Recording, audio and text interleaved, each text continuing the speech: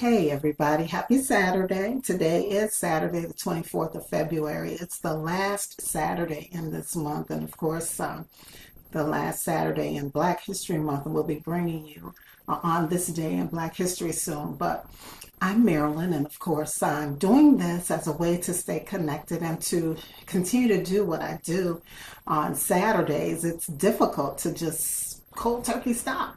So I've created this way to stay connected with you guys. Of course, you can find this video on YouTube, Maryland's Cafe Society on YouTube. And we'll do it every week until we land on another radio station or back at WJOL. But in the mean and between time, let's do this. So, of course, we have 310 days left in 2018. And how are you going to spend them? How are you going to spend them? Let's do something good, right? All right. Well, real quick on this day in history, Pope Gregory VIII issued an edict that, of course, outlined this new calendar that he kind of tweaked based from the Julian calendar, which was the calendar that everyone was using prior. So once he made those changes, it sort of became the calendar that is used internationally. In fact, it's what we're using now, and it replaced the Julian calendar. All right, and then of course on this day in Black History Month was founded, and the founder that was in 1926, and the founder was Carter G. Woodson, and he did it because he wanted to find a way to honor and recognize the accomplishments of African Americans, or back then Black Americans, our births, our achievements and accomplishments, as well as a way to honor those who had gone on and passed in life. And of course, you know, this week has been very interesting, right? How was your week, by the way? Well, I'll tell you, mine was packed full of work, work, work. But, you know, just trying to come up with ways to make this presentation even better. I also, as those who are friends and family on my personal private Facebook, you know that I tried to play plumber earlier this week, and that was something.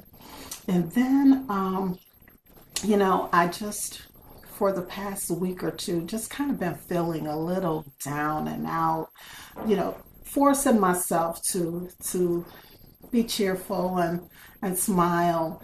And I just couldn't figure out what it was. And then I thought about it after speaking with family members that, you know, we're coming up on the anniversary of the passing of my mother, and just everything that we went through last year this time as a family, trying to wrap our minds around um, the fact that my mom was not getting better, and also dealing with my brother and health issues that he had. And it was just a tumultuous, emotionally draining time for us, even though I continued to put on a happy face and try to push past all that we were experiencing. And you know, lo and behold, the subconscious mind, you know how it works, it's sort of uh,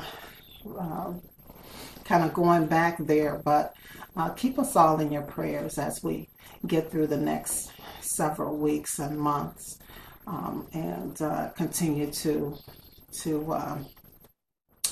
realize that, you know, our lives have changed. And I'm sure many of you have probably experienced this as well. So just stay encouraged. And you know, sometimes we have to smile through our grief and our pain and experiences until that smile, you know, actually becomes authentic.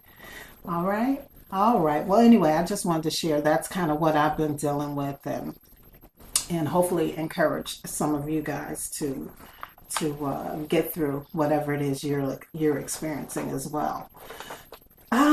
So in news, as usual, there's a whole lot we can talk about, right? But I just wanted to spend some time going back to that Parkland school shooting, Parkland, Florida, and The young people there, the survivors of that shooting, have found a way to really try to affect positive change. Of course, they went to the state legislators in Florida and later on in D.C. this week to try to push the issues of changing the gun laws and, of course, school safety and just to keep the memory of their fellow classmates alive. And of course, they have, for the most part, been met with open arms, and folks are very proud of all that they are trying to accomplish. But there have been some trolls online who have been giving them some grief.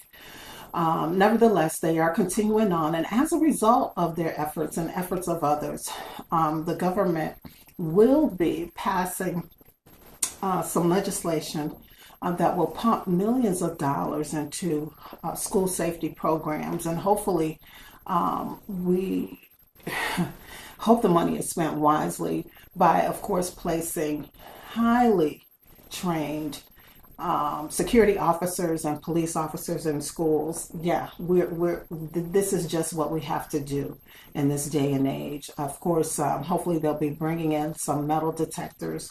In the inner city schools, it's not so unusual for them to be there, but now it's something that's going to be looked at across all of the public schools. And of course, our president and maybe a few other people have proposed the idea of having teachers in place who will have guns in the classroom, and everybody is against that. I mean, teachers, having worked in the class for some years, teachers have enough to deal with, and to throw the possibility of having them have to go through some gun use training, and having guns in the classroom. I think it's just too much. If we're going to do anything, let's get some highly trained security officers and police officers, more than one or two, in the school buildings. And of course, with the metal detectors. And then if we can find a way to effectively identify those individuals who may be kind of walking that line, you hate to start profiling people and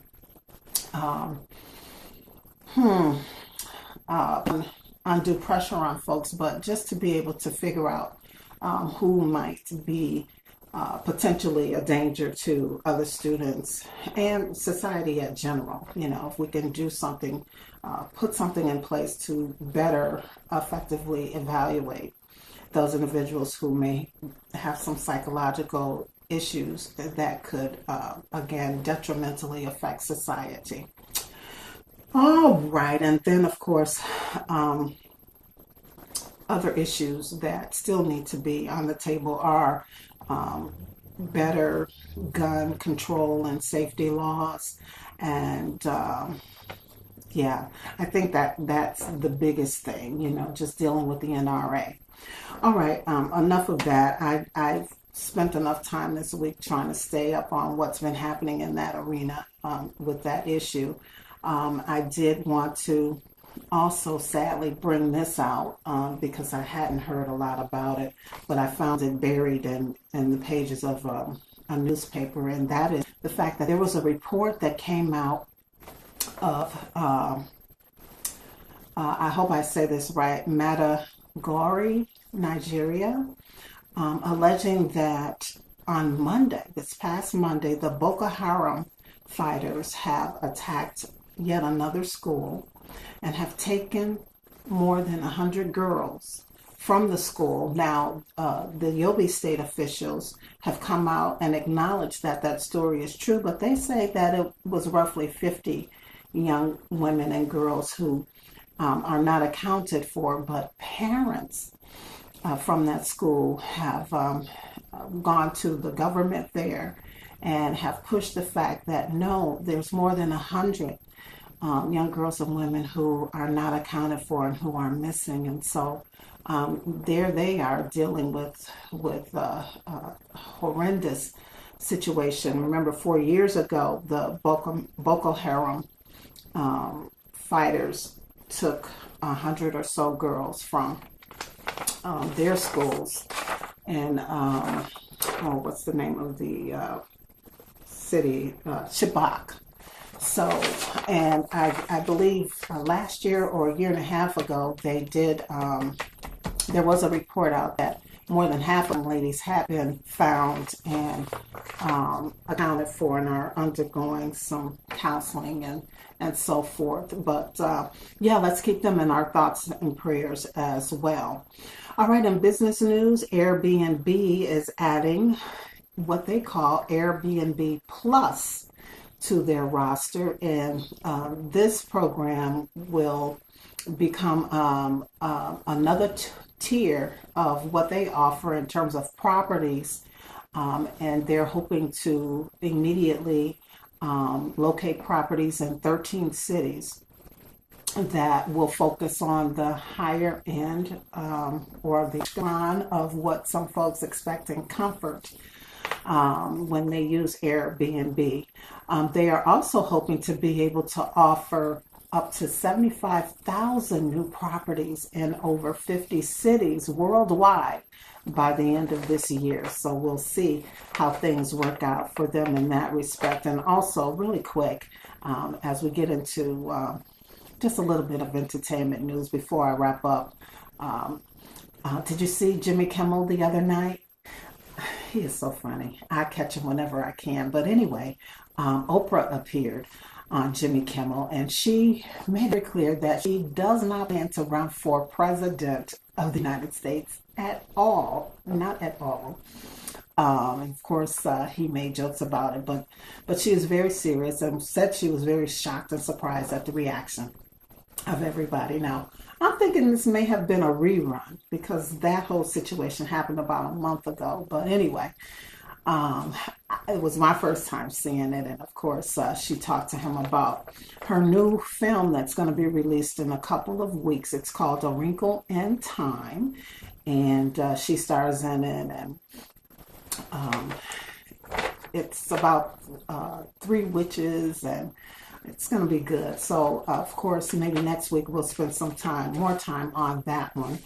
And also, Wendy Williams, did you hear about this? Now, of course, a few months ago, we were all shocked when this situation happened live during her show, when she just kind of looked like she passed out. Of course, the cameras cut to commercial. We didn't see everything, but she has been looking like she had been struggling for a while with the show, and she finally announced that she's on a forced 3-week vacation from her doctor because she has been diagnosed with Graves' disease. Now, it has something to do with hyperthyroid and causes the eyes to bulge and all kinds of things to happen to the person who has it. And so one of the biggest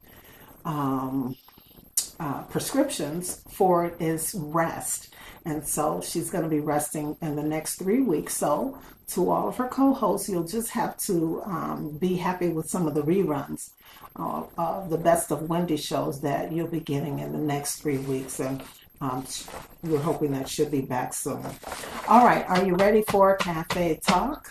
All right. So it's International Dance Day, or I should say National Dance Day. Love to dance. So in that spirit, the Cafe Talk is fun, lighthearted, and that is, what is your favorite dance? What's your favorite dance? I have a couple of them, just kind of going back in time. I think the dance, was it the Penguin? I liked the Penguin when I was a kid. That was fun to do. And the line dances all of the line dances have stuck with me forever. I love the Stop line dance that came out in the 70s.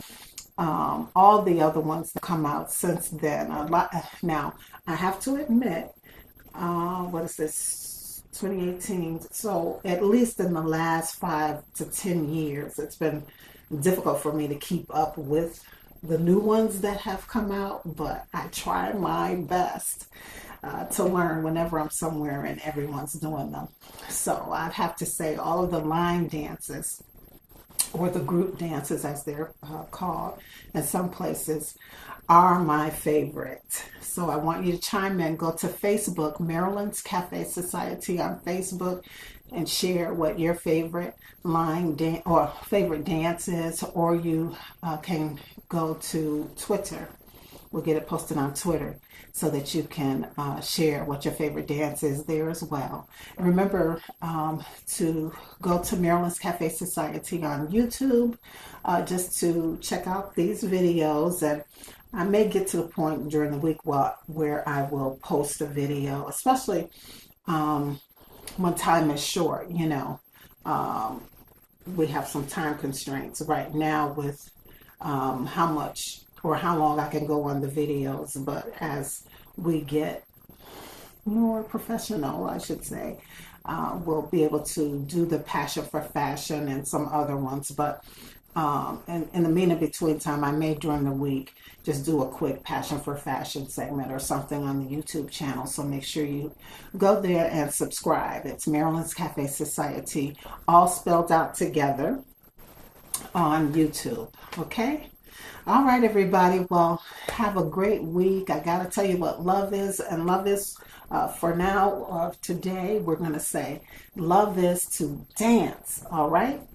And if you don't do anything else this week, be sure that you live, you laugh, and you love. And as always, it's been a pleasure and a privilege.